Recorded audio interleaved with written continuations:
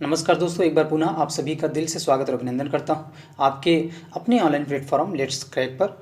दोस्तों, जो practice test श्रृंखला चल रही है उसी में हम आज बात करने वाले हैं जीके एवं जीएस से संबंधित अति महत्वपूर्ण प्रश्नों पर, क्योंकि ये ऐसे टॉपिक हैं जिसमें से सिलेबस के अकॉर्डिंग परीक्षाओं में 10 नंबर के जो प्रश्न पूछे जाने वाले हैं या आपको 10 नंबर के क्वेश्चन यहाँ से दिखेंगे, क्योंकि ये अपडेटेड पाठ्यक्रम में शामिल है। ठीक है, सेशन को अगर सही ढंग से देखेंगे तो मेरे ख्याल से ये 10 नंबर आपके जो है कन्फर्म पक्के ही हो जाएंगे। श्योर है कि आप ये नंबर 10 आप अपने एग्ज़ाम में हासिल कर पाएंगे और कोई भी प्रश्न जो है छूटने वाला नहीं है। तो ये सभी प्रश्न जो है परीक्षा की और नए सिलेबस के आधार पे बहुत ही महत्वपूर्ण है। और सेशन स्टार्ट करने से पहले सभी से रिक्वेस्ट है, जिन्होंने प्रीवियस जो है इसके मॉक टेस्ट या प्रैक्टिस टेस्ट नहीं देखे हैं वो आप चैनल के प्लेलिस्ट में जाकर के यूपीटीसी पेट एग्जाम 2022 वाले प्लेलिस्ट में जाकर के आप वो सभी जो है वीडियो जरूर देखें, क्योंकि सभी वीडियो जो है आपके एग्जाम की दृष्टि बहुत ही महत्वपूर्ण है। तो चलिए देखते हैं आज का पहला प्रश्न क्या कह रहा है। तो जीके और जीएस पे बेस्ड है। पहला प्रश्न कह रहा है, दोनों ही भाषाओं में है, ध्यान रखिएगा, हिंदी और इंग्लिश दोनों भाषाओं में है। ये आज का सेशन दोनों बाइलिंगुअल भाषा में है। तो पहला क्वेश्चन कह रहा है कि सन 1853 में भारत की पहली यात्रा जो ट्रेन चली वो कहाँ चली। सन जो 1853 में, पहली बात तो ध्यान रखिए कि इसमें दो चीज़ें मिलती हैं कि जो पहली यात्री ट्रेन चली थी या पहली जो ट्रेन चली थी वो 1853 में चली थी, पहली बात तो ये होगी। और ये पूछ रहा है प्रश्न कि ये कहाँ जो है ट्रेन चली थी, किसके किसके बीच में जो है ये ट्रेन चली थी। तो करेक्ट आंसर क्या हो जाएगा प्रश्न 1 का ऑप्शन जो ए है, विकल्प ए है, बॉम्बे टू थाने, बम्बई से थाने के बीच में ये चली थी पहली जो है ये ट्रेन। ठीक है, कि कौन सी डेट थी, 16 अप्रैल 1853, ध्यान रखिएगा। ठीक है, 1853 तो प्रश्न में दिया ही है, 1853 फिर मैं लिख दे रहा हूँ 1853, 16 अप्रैल 1853। कितनी दूरी इसने कवर की थी, तो इसने जो है 34 किलोमीटर की दूरी जो है इसने कवर की थी बम्बई से थाने के बीच में, पहली भारत की जो यात्री ट्रेन थी। ठीक है, नेक्स्ट बढ़ते हैं अगले क्वेश्चन पे। नेक्स्ट क्वेश्चन कह रहा है प्रश्न 2 कह रहा है कि एशिया का सबसे बड़ा पशु मेला आयोजित होता है कहाँ पे। तो राइट आंसर क्या हो जाएगा प्रश्न संख्या 2 का ऑप्शन जो हमारा ए है, सोनपुर जो है ये इसका करेक्ट आंसर हो जाएगा। सोनपुर में एशिया का सबसे बड़ा पशु मेला रखता है। ठीक है, और मेन जो इसका आकर्षण रहता है इस मेले का हाथी बाजार के लिए आकर्षण रहता है, ध्यान रखिएगा, हाथी बाजार का मेन इस मेले का प्रमुख आकर्षण रहता है। ठीक है, और ये जो आयोजित कहाँ होता है, सोनपुर के, बिहार के, सोनपुर जो मेला है बिहार में है। ठीक है, कहाँ पे है, पहली बात तो ये सोनपुर कहाँ है, बिहार में है। बिहार के सोनपुर में हर साल जो है कार्तिक पूर्णिमा को लगता है। ठीक, कार्तिक पूर्णिमा को लगता है, पूर्णिमा को ये कब पड़ता है कार्तिक पूर्णिमा, तो ये पड़ता है नवंबर टू दिसंबर के बीच में ये पड़ता है। ठीक, कार्तिक पूर्णिमा किसके किसके बीच में पड़ता है, नवंबर टू दिसंबर। ठीक है, और ये विश्व में आयोजित किया जाने वाला अपनी तरह का एक मात्र मेला है। क्या प्रमुख रहता है, हाथी का जो हाथी बाजार इसमें प्रमुख आकर्षण रहता है। अगले क्वेश्चन पे चलते हैं। नेक्स्ट क्वेश्चन 3 क्वेश्चन कह रहा है कि राष्ट्रीय एकता परिषद, ठीक, नेशनल इंटीग्रेशन काउंसिल जो है ये कब स्टेब्लिश हुआ, किस साल में स्टेब्लिश हुआ। तो राइट आंसर क्या हो जाएगा प्रश्न 3 का ऑप्शन जो हमारा ए दिया है 1961, 1961 जो है इसका करेक्ट आंसर हो जाएगा।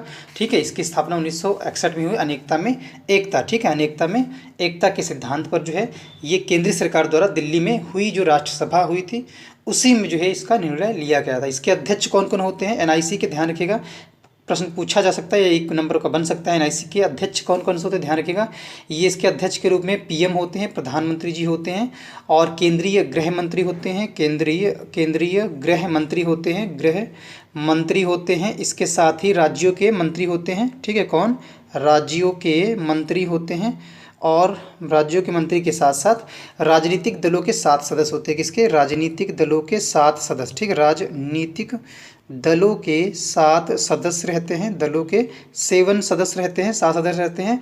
और प्रधानमंत्री जो पीएम के द्वारा जो मनोनीत 7 अन्य सदस्य इसमें शामिल होते हैं। ठीक, किसके द्वारा, राजनीतिक दल से 7 रहते हैं, और पीएम जो है मनोनीत करेगा 7 सदस्य को, वो इसमें शामिल रहेंगे एनआईसी में, नेशनल इंटीग्रेशन काउंसिल। ठीक है, ये कब स्टेब्लिश हुआ, 1961 में हुआ था, ये भी ध्यान रखिएगा। ठीक है, अध्यक्ष के रूप में बता दिया, पीएम रहते हैं, केंद्रीय गृह मंत्री रहते हैं, राज्यों के मंत्री रहते हैं, और राजनीतिक दलों के 7 सदस्य और पीएम के द्वारा मनोनीत 7 सदस्य इसमें रहते हैं। क्या कार्य रहता है इसका, तो इसका जो मेन वर्क रहता है इसमें ये रहता है सांप्रदायिकता, ध्यान रखिएगा, सांप्रदायिकता, ठीक, और जातिवाद, सांप्रदायिकता और जातिवाद और क्षेत्रवाद, ये 3 बातें आपको ध्यान रखनी है। इनकी जो समस्याएं होती हैं इनको दूर करने के तरीकों की इसमें तलाश की जाती है एनआईसी में। ठीक है, ये ध्यान रखिएगा। नेक्स्ट बढ़ते हैं अगले प्रश्न पे। अगला प्रश्न क्या देखते हैं, प्रश्न संख्या 4 फोर्थ प्रश्न कह रहा है कि in which of the following articles of constitution the right of equality are mentioned. समता का जो अधिकार है उल्लेख संविधान के किस अनुच्छेद में मिलता है? तो राइट आंसर क्या हो जाएगा प्रश्न का? समता का जो अधिकार है ये किस में उल्लेख मिलता है? तो करेक्ट आंसर हो जाएगा हमारा फोर्थ प्रश्न का ऑप्शन जो ए है ये राइट हो जाएगा। आर्टिकल 14 से 18 जो है ये इसका करेक्ट आंसर हो जाएगा। ठीक, आर्टिकल 14 से 18 इसका करेक्ट आंसर हो जाएगा। यहाँ पे जो है क्या मिलता है? समता के अधिकार मिलते हैं। कहाँ पे हैं? ये संविधान के तीसरे भाग में है, ध्यान रखिएगा। तीसरा जो भाग है किसका? संविधान का। ठीक, तीसरे भाग में जो है 6 मौलिक अधिकार मिलते हैं जिसमें समता का अधिकार या समानता का अधिकार शामिल है, जो कहाँ से है? 14 से 18 है। फिर हमारा स्वतंत्रता का अधिकार है, तो ये कहाँ से है? तो स्वतंत्रता का अधिकार जो है ये जो अनुच्छेद 19 से 22 जो है ये स्वतंत्रता का अधिकार, ध्यान रखिएगा। स्वतंत्रता का अधिकार 19 से 22 है। और इसके बाद जो है 23 से 24 जो इसी में दिया है, 23 से 24 विकल्प बी में दिया है, ये किस अधिकार से संबंधित है? तो ये शोषण के विरुद्ध अधिकार से संबंधित है। ठीक है, किसके? शोषण के विरुद्ध अधिकार से संबंधित है। वहीं अगर हम बात करें जो विकल्प सी में दिया था 25 से 28, तो ये जो है 25 से 28 ये किससे संबंधित है? ये धार्मिक स्वतंत्रता का अधिकार है। ठीक है, कौन सा है? 25 से 28 जो है 25 से 28 ये किसका है? धार्मिक स्वतंत्रता का अधिकार है। ठीक है, स्वतंत्रता का अधिकार है। और 19 से 20 रिवीजन कर लीजिए, 19 से 20 किसका है? स्वतंत्रता का अधिकार है। ठीक है, और 23 से 24 जो है 23 से 24 ये किसका अधिकार है? तो ध्यान रखिएगा 23 से 24 जो है ये हमारा जो रहता है ये शोषण के विरुद्ध अधिकार है। ठीक है, शोषण के विरुद्ध अधिकार है। ठीक है, तो फोर्थ का राइट आंसर ए हो जाएगा। आर्टिकल 14 से 18 जो था ये प्रश्न था, आर्टिकल 14 से 18 ये इसका करेक्ट आंसर हो जाएगा। ठीक है, नेक्स्ट बढ़ते हैं अगले प्रश्न पे। फिफ्थ क्वेश्चन कह रहा है कि किस देश में लचीला संविधान लागू है? तो राइट आंसर क्या हो जाएगा प्रश्न फिफ्थ का? ऑप्शन जो है सी जो है यूनाइटेड किंगडम में जो है लचीला संविधान जो है लागू है। ठीक है, इसकी जो प्रकृति है वो लचीली है। ठीक है, और इसे जो है आसानी से संशोधित किया जा सकता है। और संविधान जो कानून है, कानून और संवैधानिक कानून में अंतर जो है इसमें नहीं किया जाता है। ठीक है, इसका कहने का मतलब है कि संशोधन जो है उसी सामान्य संसदीय प्रक्रिया से हो जाते हैं जिससे सामान्य कानून बनाए जाते हैं। ठीक है, तो ये लचीले संविधान का कहने का मतलब है। लेकिन अगर वहीं हम कंपेयर करें भारत के संविधान में, तो जो भारत का जो संविधान है, इंडिया का जो कॉन्स्टिट्यूशन है वो कठोर भी है और लचीला भी है। क्या है? कठोर भी है और लचीला भी है इंडिया का जो संविधान है। ठीक है, कठोर और लचीला दोनों प्रकार का है। ठीक है, नेक्स्ट क्वेश्चन की तरफ बढ़ते हैं। अगले प्रश्न पे देखते हैं। प्रश्न संख्या 6 क्या कह रहा है? क्वेश्चन 6 कह रहा है in which of the following region reindeers are found. ठीक है, प्रदेश में रेंडियर कहाँ पाया जाता है? प्रश्न 6, तो राइट आंसर क्या हो जाएगा 6 का? ऑप्शन जो है डी जो है टुंड्रा प्रदेश जो में ये जो रेंडियर एक प्रकार का जंतु है ये पाया जाता है, पशु है। ठीक है, रेंडियर कहाँ पाया जाता है? टुंड्रा प्रदेशों में ये रेंडियर पाया जाता है। ठीक है, टुंड्रा प्रदेशों में। और रेंडियर जो है जो टुंड्रा प्रदेश है इनके जो निवासी होते हैं यहाँ पे परिवहन और माल ढुलाई के काम में आता है। किसमें? परिवहन के काम आता है पहली बात तो ये परिवहन, और दूसरी बात जो है ये माल ढुलाई के काम आता है। ठीक है, माल ढुलाई के काम आता है। कौन? रेंडियर जो एक पशु है। और जो है ठंड से बचने के लिए यहाँ के जो निवासी होते हैं टुंड्रा प्रदेश के, ये रेंडियर की खाल का जो है इस्तेमाल करते हैं पहनने के लिए। ठीक है, रेंडियर की जो खाल होती है इसको पहनने में इस्तेमाल करते हैं। और भोजन के रूप में जो है रेंडियर के मांस और दूध का उपयोग करते हैं टुंड्रा निवासी या टुंड्रा प्रदेश के जो लोग रहते हैं। ठीक है, नेक्स्ट क्वेश्चन बढ़ते हैं अगले प्रश्न पे। नेक्स्ट क्वेश्चन सेवन्थ प्रश्न कह रहा है कि विच of the following is not a temperate grassland. इनमें से जो है एक शीतोष्ण घास प्रदेश नहीं है। शीतोष्ण घास प्रदेश की बात कर रहा है, तो करेक्ट आंसर क्या हो जाएगा हमारा? शीतोष्ण घास प्रदेश कौन से नहीं है? तो राइट हो जाएगा हमारा 7th का ऑप्शन जो ए है। जो कंपास है ये जो है इसका करेक्ट आंसर हो जाएगा। ठीक है, कंपास जो है ये घास का मैदान नहीं। कंपास क्या है? सभी को पता होगा मेरे ख्याल से कंपास क्या है। ठीक है, इसका आंसर जो है हमें कमेंट बॉक्स में जरूर बताइए कंपास है क्या। आंसर नहीं बताना, कंपास के बारे में बताना है क्या है। ठीक है, कंपास इसका आंसर 7th का ए राइट हो जाएगा। ठीक है, अगर हम बात करें वहीं डाउन्स की, इसी प्रश्न में अगर हम बात करें थोड़े से फैक्ट और जान लेते हैं। अगर हम प्रश्न 7 में डाउन्स की बात करें तो जो डाउन्स होता है ये कहाँ मिलता है? तो ध्यान रखिएगा ये डाउन जो है ये ऑस्ट्रेलिया में मिलते हैं। कहाँ के? ऑस्ट्रेलिया में मिलते हैं डाउन्स में। और ये कैसे घास के प्रदेश हैं? ध्यान रखिएगा ये शीतोष्ण कटिबंधीय घास स्थल है। कौन? डाउन्स। ठीक है, कैसे हैं? तो ध्यान रखिएगा ये भी शीतोष्ण कटिबंधीय, शीतोष्ण कटिबंधीय। ठीक है, शीतोष्ण कटिबंधीय घास स्थल है, घास स्थल है। ठीक है, स्थल है कौन है, ध्यान रखिएगा, डाउन्स है, शीतोष्ण कटिबंधीय घास स्थल। इसमें और कौन कौन से आते हैं शीतोष्ण कटिबंधीय घास स्थल में, तो डाउन्स हो गया आपका, पंपास हो गया जो नीचे दिया है विकल्प डी में, पंपास भी है, कैसा है, शीतोष्ण कटिबंधीय घास स्थल है। ये कहाँ पर जाता है पंपास, ध्यान रखिएगा, तो ये मिलता है हमारा कहाँ पे, अर्जेंटीना में मिलता है, ध्यान रखिएगा कहाँ पे मिलता है, ये अर्जेंटीना में मिलता है। अर्जेंटीना किसका पार्ट है, तो अर्जेंटीना जो है ये साउथ अमेरिका का पार्ट है अर्जेंटीना, ठीक है, किसका पार्ट है, साउथ अमेरिका का पार्ट है। यहाँ की जो है कैपिटल क्या है अर्जेंटीना की, ध्यान रखिएगा, अर्जेंटीना की जो कैपिटल है वो है ब्यूनस आयर्स, क्या है इसकी, ध्यान रखिएगा, ब्यूनस आयर्स है, ब्यूनस आयर्स, ठीक है, ब्यूनस आयर्स, ठीक है, आयर्स, ठीक है, ब्यूनस आयर्स है, कहाँ की, अर्जेंटीना की कैपिटल। और यहाँ की अगर मुद्रा की बात करें तो मुद्रा कौन सी है यहाँ की, तो यहाँ पे अर्जेंटीनाई पेसो मुद्रा है, कौन सी है यहाँ पे, अर्जेंटीना की मुद्रा क्या है, तो अर्जेंटीना की मुद्रा क्या है हमारी, अर्जेंटीनाई परसो, ठीक है, ARS से इसको शो करते हैं, ठीक है, कितनी है, ARS से इसको शो करते हैं, अर्जेंटीनाई जो है परसो यहाँ की मुद्रा है। और लैंग्वेज कौन सी चलती है, स्पेनिश और इटालियन यहाँ की लैंग्वेज चलती है अर्जेंटीना में, ठीक है। नेक्स्ट इसी में अगर बात करें, अगले इसी दूसरे जो प्रेरीज हैं इसकी अगर बात करें, जो प्रेरीज हैं ये कहाँ मिलती है, तो प्रेरीज जो है ये मिलती है हमारी उत्तरी अमेरिका में मिलती हैं, ध्यान रखिएगा कहाँ पे, उत्तरी अमेरिका में मिलती हैं प्रेरी, ठीक है, अमेरिका में मिलती हैं। ये क्या हैं, प्रेरी क्या है, ये घास स्थल है, कैसे, शीतोष्ण कटिबंधीय घास स्थल है, मैंने पहले थोड़ी देर पहले बताया। पंपास भी शीतोष्ण कटिबंधीय जो है घास स्थल है, प्रेरीज भी है, और जो हमारा वेल्ड एक आता है वेल्ड भी है, ठीक है। वेल्ड कहाँ मिलता है, दक्षिणी अफ्रीका में मिलता है, ठीक है। नीचे का जो पार्ट आपने देखा होगा ये यहाँ पे वेल्ड पाए जाते हैं जो है अफ्रीका में, दक्षिणी अफ्रीका में, ठीक है। और जो है स्टेपी, एक आपने नाम सुना होगा, स्टेपी भी है जो शीतोष्ण, ठीक है, ध्यान रखिएगा, स्टेपी से अगर जुड़ा संबंध प्रश्न आ जाए तो ये भी जो है कैसा है, शीतोष्ण कटिबंधीय घास स्थल है स्टेपी, ठीक है, कैसा है ये, स्टेपी जो है शीतोष्ण कटिबंधीय घास स्थल है। और ये कहाँ मिलता है, तो ये ध्यान रखिएगा, स्टेपी मध्य एशिया में मिलता है, मध्य एशिया में ये स्टेपी पाए जाते हैं घास स्थल, ठीक है, मध्य एशिया में पाए जाते हैं। डाउन्स हमारे बता दिया कि मैंने कहाँ मिलते हैं, डाउन्स हमारे ऑस्ट्रेलिया में मिलते हैं, और प्रेरी हमारे उत्तरी अमेरिका में मिलते हैं, ठीक है। अगर हम बात करें एक और जो प्रश्न बन सकता है इसी प्रश्न में 7th में, तो एक इस तरह से प्रश्न आ सकता है कि इनमें से कौन सा जो घास स्थल है जो वेनेजुएला में पाया जाता है, तो ध्यान रखिएगा वेनेजुएला में जो घास स्थल पाए जाते हैं उनको लानोस बोलते हैं, ठीक है, लानोस बोलते हैं वेनेजुएला में जो घास स्थल पाए जाते हैं। और ये कैसे घास स्थल होते हैं, लानोस जो है ये उष्ण कटिबंधी, ध्यान रखिएगा, उष्ण कटिबंधी घास स्थल है, घास स्थल है, ठीक है। और सवाना की अगर बात करें, सवाना भी कैसा है, ध्यान रखिएगा, एक तो उष्णकटिबंधीय घास स्थल कौन है, लानोस है, और जो है सवाना है, ठीक है, सवाना भी है जो है उष्णकटिबंधीय। ये कहाँ मिलता है, ये अफ्रीका के पूर्वी भाग में, और पूर्वी भाग किसका, अफ्रीका का, ठीक है, अफ्रीका का, इसमें ये मिलते हैं, ठीक है, कौन, सवाना टाइप की जो घास स्थल हैं, ठीक है। नेक्स्ट बढ़ते हैं अगले क्वेश्चन पे, देखते हैं नेक्स्ट क्वेश्चन क्या कह रहा है।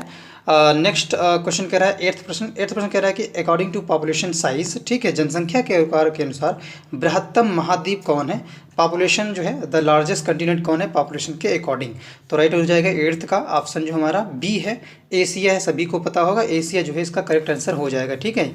ये जनसंख्या की दृष्टि या जनसंख्या के आकार के अनुसार बृहत्तम महाद्वीप एशिया महाद्वीप है, ठीक है। यह पृथ्वी के जो पूरा पृथ्वी का क्षेत्र है, ठीक है, रहने योग्य, इस क्षेत्रफल के 1/3 भाग पर रहता है, कितना, 1/3 भाग पर जो है ये फैला हुआ है हमारा एशिया महाद्वीप, ठीक है। और विश्व का सबसे बड़ा महाद्वीप भी है कौन, एशिया महाद्वीप है।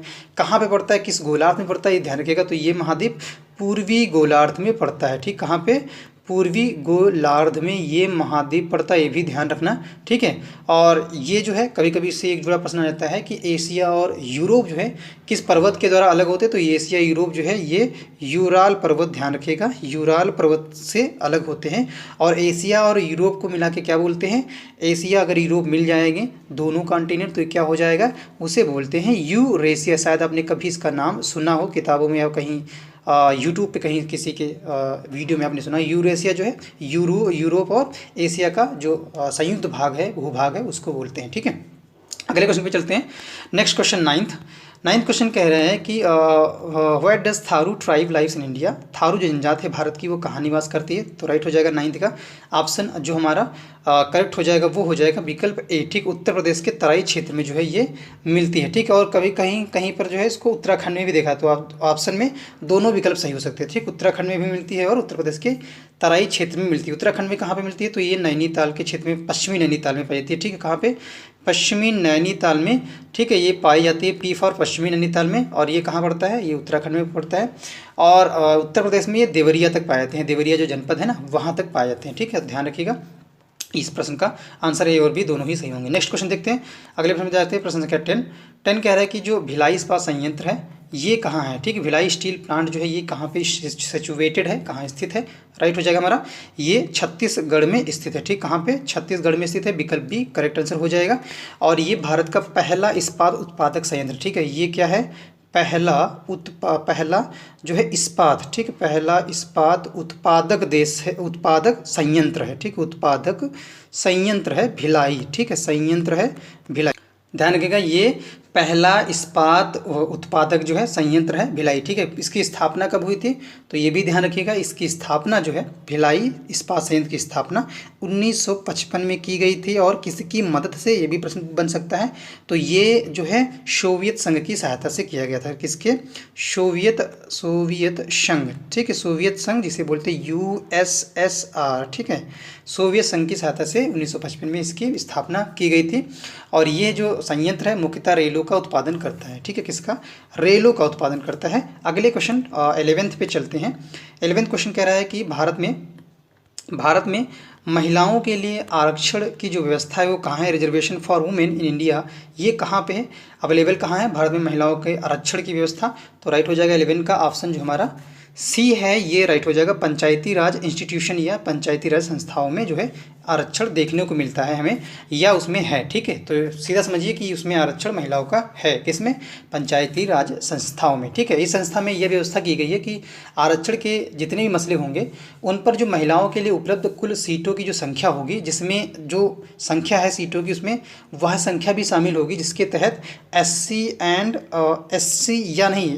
एंड ST की जो महिलाएं हैं उनको भी आरक्षण दिया जाता है, और जिसमें 1/3 से कम नहीं होनी चाहिए। ठीक है, 1/3 से कम ना हो। ठीक, इसके अतिरिक्त हम बात करें तो पंचायतों में जो अध्यक्ष होते हैं व अन्य जो पद होते हैं उनके लिए हर स्तर पर महिलाओं के लिए जो है आरक्षण 1/3 है, ये भी ध्यान रखिएगा, 1/3 से कम नहीं होगा। ठीक है, ये व्यवस्था की गई है पंचायती राज संस्थाओं में।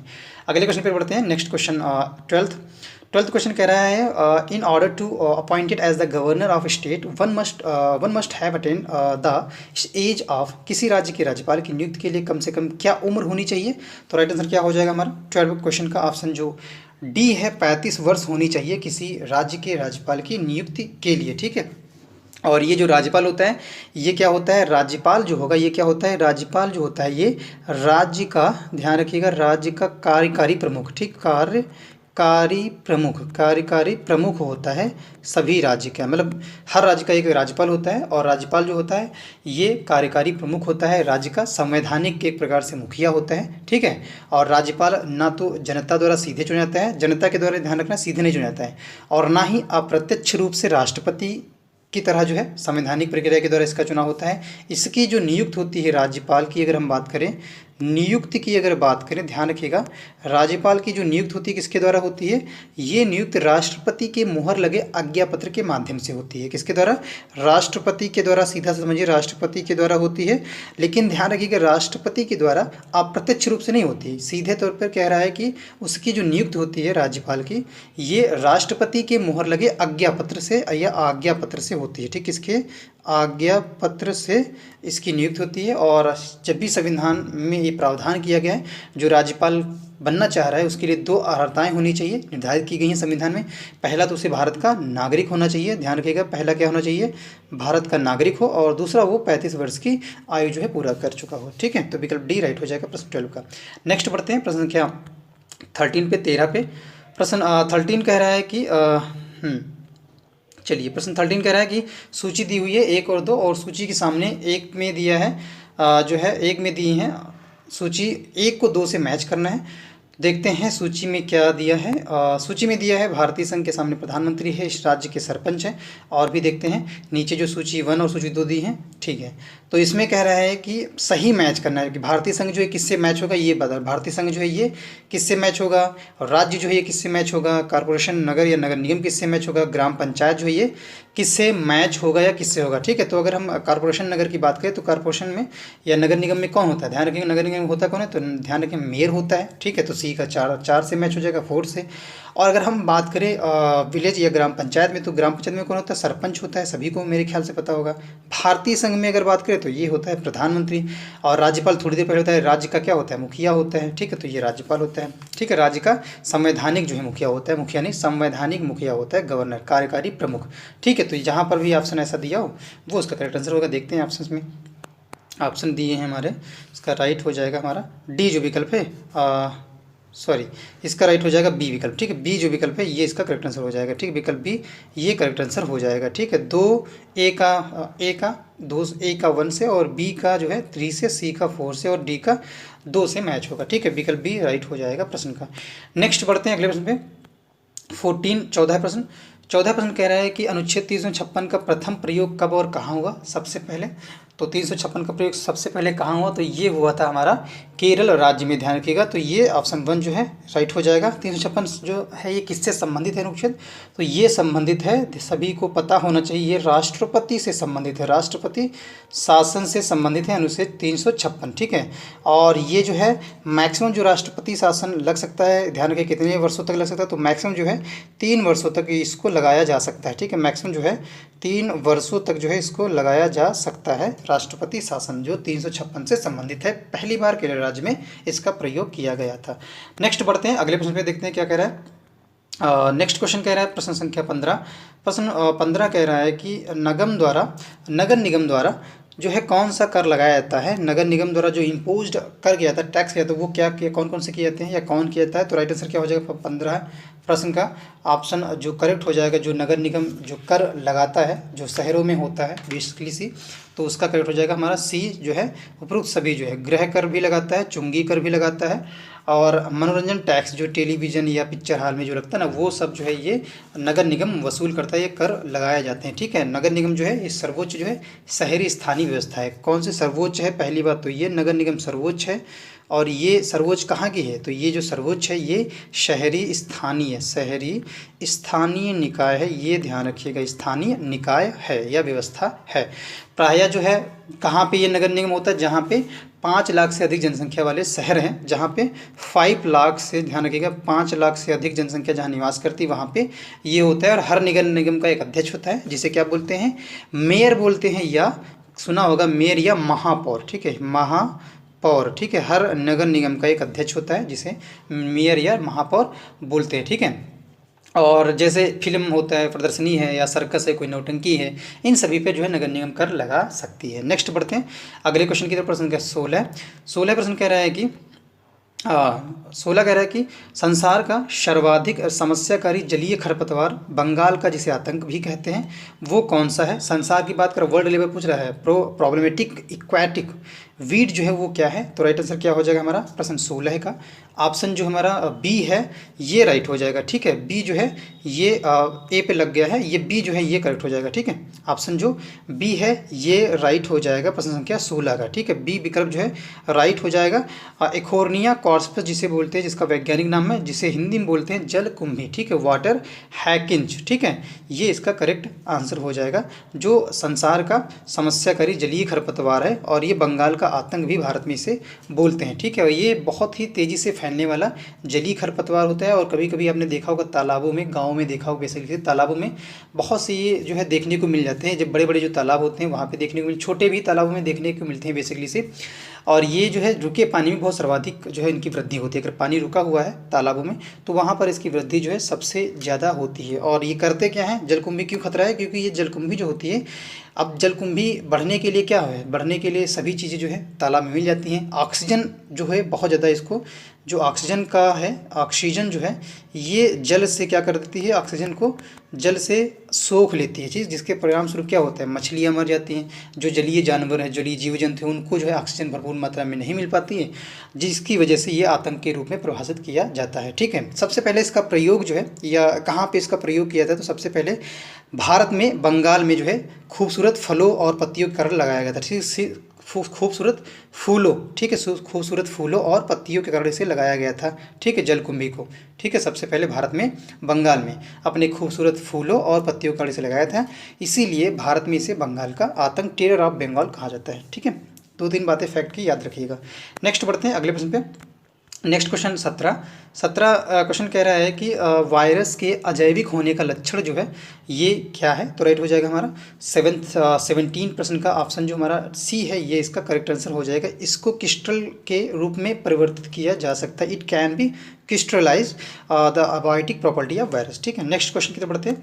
प्रश्न संख्या 18 प्रश्न क्या कह रहा है, 18 प्रश्न कह रहा है कि plant hormone that help in the ripening of fruits, पादप हार्मोन में जो फलों को पकाने में, फलों को बेसिकली प्रश्न है फलों को पकाने के लिए कौन सा हार्मोन जो है प्रयोग, हार्मोन जो है रहता है, तो राइट हो जाएगा हमारा 18 का ऑप्शन जो सी है, एथिलीन हार्मोन या एथाइलिन हार्मोन जो है इसका करेक्ट आंसर हो जाएगा। ठीक है, ये पादप हार्मोन ऐसा है जो फलों को पकाने में काम आता है। ठीक है, ये किस अवस्था में पाया जाता है, ध्यान रखें कि ये गैसीय अवस्था में पाया जाता है, ये इसका एक फैक्ट है। एथिलीन या एथाइलिन जो है ये गैसीय अवस्था में पाया जाने वाला पादप हार्मोन होता है, और इसका जो निर्माण होता है, इस हार्मोन का निर्माण पौधे के प्रत्येक भाग में होता है। ठीक है, पौधे के प्रत्येक भाग में होता है। ठीक है, यह हार्मोन जो है जो कच्चे फल होते हैं उनको पकाने में सहायता करता है। नेक्स्ट बढ़ते हैं अगले क्वेश्चन पे, 19 प्रश्न कह रहा है, 19 प्रश्न कह रहा है कि स्वतंत्र रूप से भूमि में रहने वाला अवायवीय जीवाणु जिसमें नाइट्रोजन N2 स्थिरीकरण की क्षमता होती है वो कौन है, तो राइट आंसर क्या हो जाएगा हमारा प्रश्न का,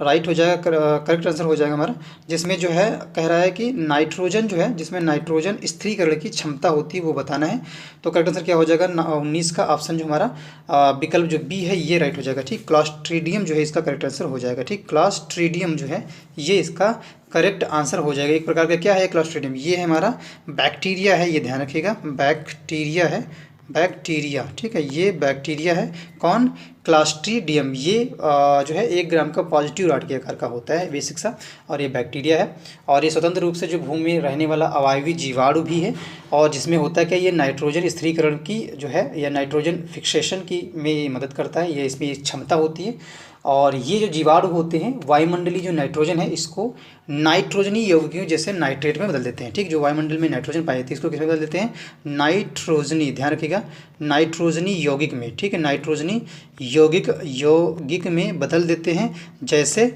नाइट्रेट। ठीक है, नाइट्रेट में बदल देते हैं, और जो नाइट्रेट होती है ये पौधे आसानी से ग्रहण कर लेते हैं। ठीक है, अगर हम बात करें इसी में जो राइजोबियम सहजीवी होते हैं, इसके रूप में जो राइजोबियम सहजीवी होते हैं जो ऑप्शन ए में दिया है, ऑप्शन ए में दिया है, इसकी अगर हम बात करें जो राइजोबियम सहजीवी होते हैं ये सिम्बायोटिक के रूप में जो होते हैं ये लिग्यूमिनोसी जो है कुल के पौधे होते हैं, जैसे मटर आपको है, मटर में भी ये क्षमता होती है, ध्यान रखिएगा। ठीक है, कौन, वायुमंडल की स्वतंत्र नाइट्रोजन होती है, इसको नाइट्रोजन यौगिकों में बदलने की सामर्थ्य होती है। ठीक, पौधे जो जैसे मटर होते हैं ये किस कुल के पौधे होते हैं, बेसिक सी जो हमारे राइजोबियम होते हैं ये किस कुल के पौधे होते हैं, तो ये हैं लेग्यूमिनेसी कुल के। ठीक है, ध्यान रखिएगा, लेग्यूमिनोसी। ठीक है, लेग्यूमिनोसी कुल के जो है ये पौधे होते हैं जैसे मटर, इनमें भी ये क्षमता रहती है। ठीक है, नेक्स्ट बढ़ते हैं अगले प्रश्न पे।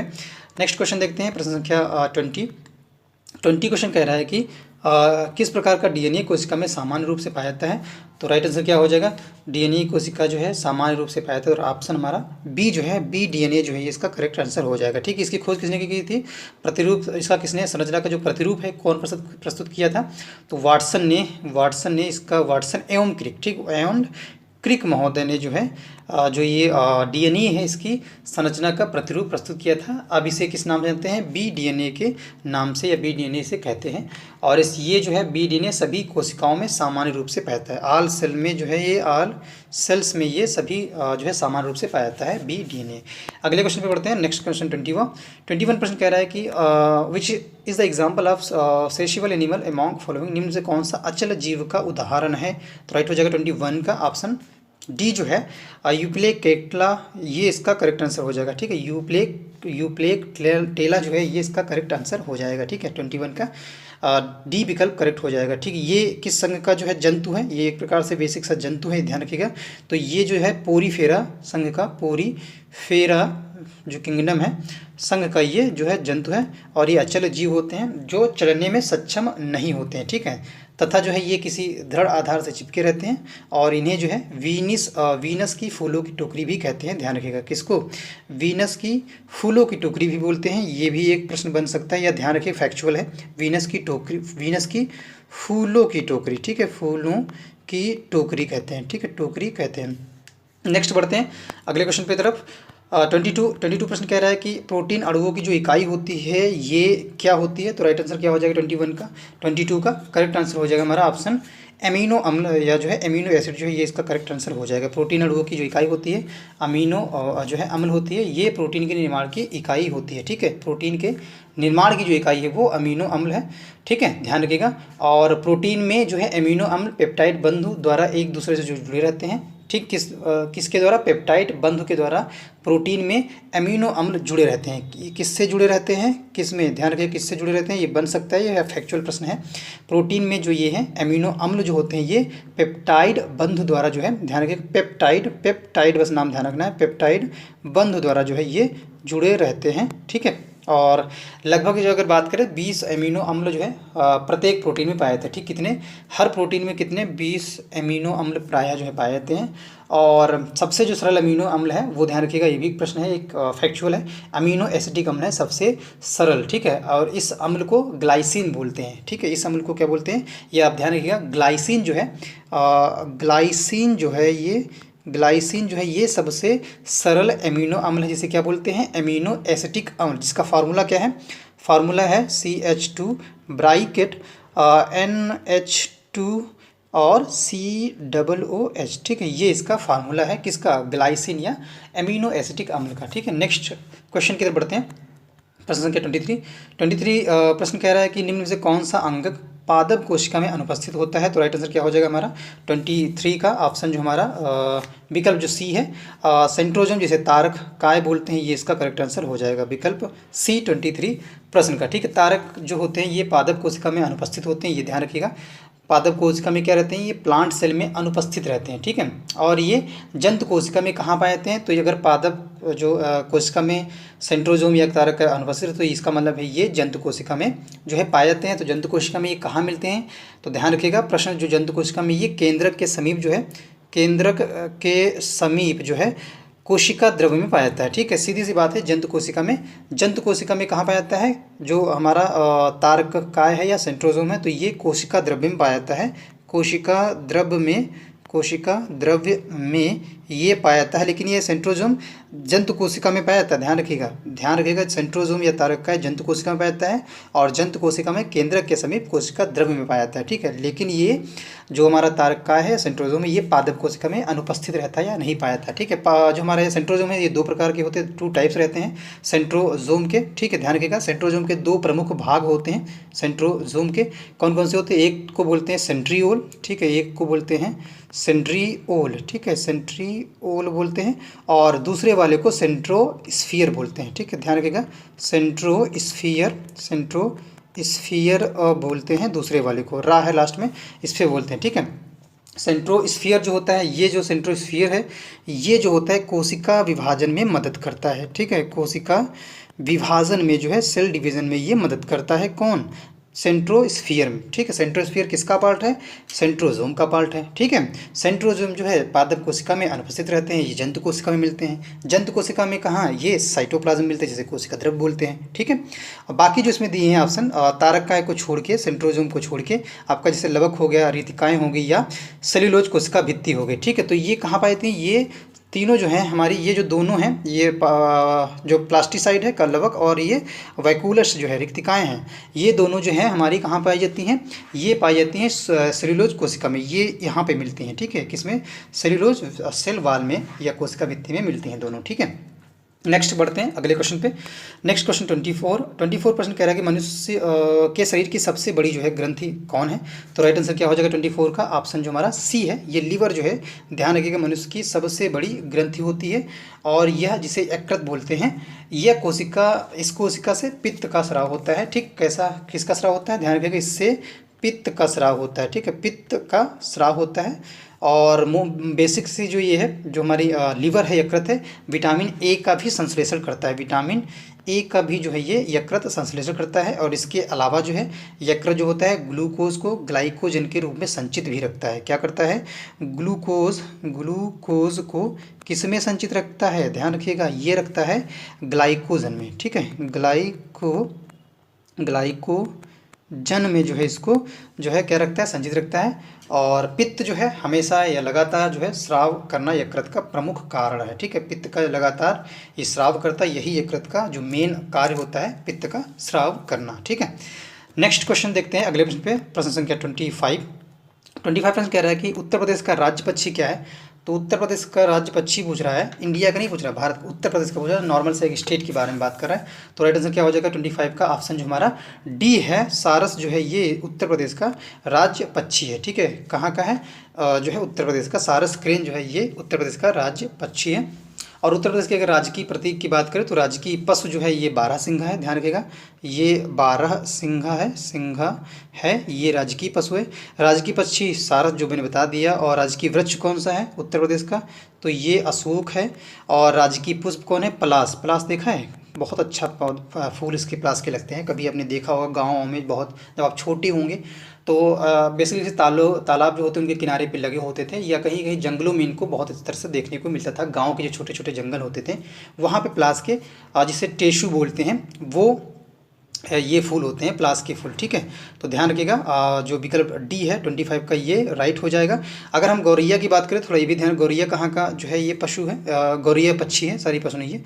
तो गौरैया जो है ये दिल्ली का राजकीय पशु है। कहाँ, किसका, दिल्ली का राजकीय पक्षी है गौरैया। ठीक है, और देश का, हमारे देश का जो राष्ट्रीय पक्षी कौन है, तो सभी को पता होगा देश का राष्ट्रीय पक्षी मोर है। ठीक है, नेक्स्ट बढ़ते हैं अगले क्वेश्चन पे। 26 कह रहा है कि पूर्वा किस अधिवास में शामिल है। तो राइट आंसर क्या हो जाएगा 26 का ऑप्शन जो हमारा ए है, ग्रामीण अधिवास में जो है ये पूर्वा शामिल होता है। आपने कभी सुना होगा कि बोलते ना उस पूर्वा का व्यक्ति या उस पूर्वा पे ये काम हो रहा है, तो बोलते ना, बुजुर्गों के मुंह से सुना होगा कि पूर्वा पे या वो व्यक्ति पूर्वा पे रहता है। तो ये जो पूर्वा है ये ग्रामीण का एक जो है पूर्वा जो अधिवास है, जो ये ग्रामीण में शामिल रहता है। नेक्स्ट क्वेश्चन देखते हैं, प्रश्न संख्या 27 का। 27 बोलते हैं कौन सा ज्वालामुखी पर्वत है। तो ज्वालामुखी पर्वत की बात कर रहा है, तो राइट आंसर क्या हो जाएगा 27 का ऑप्शन जो हमारा विकल्प हो जाएगा 27 का राइट, वो हो जाएगा सी। ठीक, किलिमंजारो जो है ये ज्वालामुखी पर्वत है। ठीक, कैसा है, ज्वालामुखी पर्वत है। ठीक है, और ये कहाँ पे मिलता है किलिमंजारो, ध्यान रखिएगा, ये मिलता है तंजानिया में। कहाँ पे, ध्यान रखिएगा, तंजानिया में मिलता है। तंजानिया किसका पार्ट है, या किस देश, किस महाद्वीप में पड़ता है, ये कंट्री है तंजानिया, तो ये पड़ता है अफ्रीका महाद्वीप में। ध्यान रखिएगा, कहाँ पे, अफ्रीका महाद्वीप का ये पार्ट है तंजानिया, ये इस देश है तंजानिया। ठीक है, तो ये तंजानिया में जो है हमें देखने को मिलेगा किलिमंजारो जो पर्वत है, जो ये ज्वालामुखी पर्वत है, ये भी ध्यान रखिएगा। और इसकी जो ऊंचाई है किलिमंजारो की कितनी है, इसकी ऊंचाई है 5882 मीटर जो है ये ऊंचा है किलिमंजारो जो पर्वत है, बेसिक सा जो ज्वालामुखी पर्वत है। और इसकी बात करें तो ये विश्व में चौथा सबसे उभरा पर्वत है। विश्व में, वर्ल्ड की बात करें, वर्ल्ड लेवल पे इसका कौन सा स्थान है, तो वर्ल्ड लेवल पे इसका 4th स्थान है। चौथा जो है सबसे उभरा हुआ पर्वत है। ठीक है, और दुनिया का सबसे ऊंचा मुक्त खड़ा पर्वत है, ये भी ध्यान रखिएगा। नेक्स्ट बढ़ते हैं, नेक्स्ट क्वेश्चन पे अगला देखते हैं। नेक्स्ट क्वेश्चन 28 प्रश्न कह रहा है कि एलिफेंटा जो है, एलिफेंटा को द्वीप जो है एक स्थित है कहाँ पे, राइट हो जाएगा 28 का ऑप्शन बी जो है मुंबई कोस्ट जो है तट जो है ये यहाँ पे एलिफेंटा द्वीप स्थित है। ठीक है, और यह लोकप्रिय स्थल भी जिसमें गुफा मंदिर एलिफेंटा जो गुफाएं हैं जिसे जो है चट्टानों के उकेर कर बनाया गया है, ये विकल्प भी जो राइट हो जाएगा। नेक्स्ट क्वेश्चन बढ़ते हैं 29 29% कह रहा है कि मानसूनी वन पाए जाते हैं जहाँ वर्षा होती है। तो मानसूनी वन की खास विशेषता है वो वहीं पाया जाएगा जहाँ पे वर्षा उतनी होनी चाहिए, अदरवाइज वो नहीं मिलेंगे। तो कौन सा इसका करेक्ट आंसर हो जाएगा? ऑप्शन जो हमारा 29 का राइट जो है डी हो जाएगा। जो 70 से 200 सेंटीमीटर की जहाँ पे जिन क्षेत्रों में ये वर्षा होगी वहाँ पे मानसूनी वन जो है मिलेंगे, ठीक है, मानसूनी वन देखने को मिलेंगे, ठीक है। और ये ऐसे क्षेत्र होते हैं जिन्हें ध्यान रखें, इन्हें मानसूनी वन को एक और नाम से जानते हैं उष्ण कटिबंधीय पर्णपाती वन। इसे मानसूनी को एक और नाम से जानते हैं उष्ण कटिबंधीय उष्ण कटिबंधीय पर्णपाती वनों के नाम से ये जाने जाते हैं, पर्णपाती वन, ठीक है, पर्णपाती वनों के नाम से जानते हैं। और भारत में सबसे बड़े क्षेत्र में ये वन फैले हैं, ठीक है। भारत के पार्ट में बात करें तो भारत में ये सबसे बड़े क्षेत्र पर, ठीक है, सबसे बड़े क्षेत्र पर ये भारत में फैले हैं, ठीक है। और ये मैंने बताया जहाँ पे 70 से 200 सेंटीमीटर की वर्षा होगी वहीं पे ये पाए जाते हैं, ठीक है। और ये जो वन है इनमें जो है मुख्यतः कौन कौन से वन रहते हैं, तो कभी कभी ऐसे प्रश्न इनमें से कौन सा है मानसूनी वन है, तो इसमें प्रमुख जो वन होते हैं, ध्यान रखिएगा, प्रमुख वन कौन कौन से हैं। प्रमुख जो वन है मानसूनी वन, जिन्हें हम उष्णकटिबंधीय पर्णपाती वन बोलते हैं। तो इसमें प्रमुख जो वन है, एक हमारा है साल, ठीक है, साल, सभी ने सुना होगा, सागौन, देखा भी होगा सागौन को, साल हो गया, सागौन हो गया, आबूनस, ठीक है, आबूनूस, और ये ना है। और इसके साथ शीशम, ये भी पर्णपाती वन है, शीशम। और फिर चंदन है, चंदन। और पीपल के साथ साथ सहतूत भी इसमें आता है, सहतूत। और फिर अर्जुन का आपने एक पेड़ सुना होगा, कहीं कहीं पे देखा भी होगा, अर्जुन। ये सभी जो वृक्ष हैं मुख्य रूप से इसमें उष्णकटिबंधीय पर्णपाती वन में पाए जाते हैं या मानसूनी वन में पाए जाते हैं। प्रमुख वन है अर्जुन, पीपल, साल, सागौन, आबनुस, सहतूत, शीशम, चंदन। नेक्स्ट क्वेश्चन देखते हैं। 30% कह रहा है कि कार्बी एंगलोंग पठार, ठीक है, कार्बी एंगलोंग पठार जो है इसका विस्तार कहाँ है? तो राइट आंसर क्या हो जाएगा 30% का? ऑप्शन जो हमारा डी है, पेनिनसुलर प्लेट्यू जो है, प्रायद्वीपीय पठार जो है, ये इसका करेक्ट आंसर हो जाएगा 30% का, ठीक है। कार्बी एंगलोंग पठार जो है भारत के कहाँ पे मिलता है? उत्तरी पूर्वी राज्य में प्रायद्वीपीय पठार का एक विस्तार है। कहाँ पे? भारत के उत्तरी पूर्वी, ठीक है, ये मान लेते भारत है तो उत्तर ये हो गया और पूर्व वाला ये, तो इसी में जो है ये उत्तर पूर्वी में मिलता है, ठीक है, ठीक है। यहाँ पे कार्बी एंगलोंग पठार का विस्तार है, ठीक, उत्तर और पूर्वी में बात कर रहा है, उत्तर पूर्वी राज्यों में, ठीक है, उत्तर पूर्वी राज्यों में इसका विस्तार है, ठीक है। ये क्षेत्र जो है जून से सितंबर के दौरान में दक्षिण पश्चिमी ग्रीष्म मानसून से अधिकतम वर्षा प्राप्त करता है। ये भी एक फैक्ट इसका ध्यान रखिएगा। इसकी जो औसत ऊंचाई होती है, जो कार्बी एंगलोंग पठार है या प्रायद्वीपीय पठार है, तो ये जो रहती है 300 से 400 मीटर रहती है इसकी औसत ऊंचाई, ठीक है। और ये अधिकतम वर्षा भी प्राप्त करते हैं किसमें? सितंबर के दौरान दक्षिण पश्चिमी ग्रीष्म मानसून से, ठीक है, सितंबर के दौरान किससे? दक्षिण पश्चिमी ग्रीष्म मानसून से, ठीक है। तो विकल्प डी जो है करेक्ट आंसर हो जाएगा प्रश्न 30 का।